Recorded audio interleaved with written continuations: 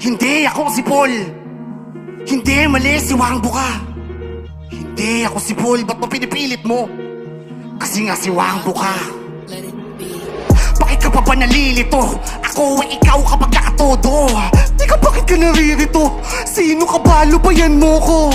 O wag ka matakot, kaibigan ako. Wag ka mag-alala. Paano di mag-aalala kung sa ulo ko may boss na di ko kilala? Anong di kilala?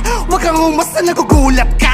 Tarantado, ako to si Wangbo, yung kasama mo kapag sumusulat ka. Ha? Ano kasama? Lahat to ginawa ko nung mag-isa ko. Yun ang hirap sa'yo, di mo matanggap na meron kang dalawang pagkatao. Teka, alabo, paano nangyari yung linawin mo? Ako to si Wangbo, yung nag-uutos sa'yo, laging halimawin mo. Sa kadapatin pala kayo sinasalihan, di mo na malayang palihim, kita sinasaniban. Ako yung ikaw na hindi nagpapatalo kapag dumadayo ka para makipagpagalingan. Anong ibig sabihin? Mahina ako pag solo?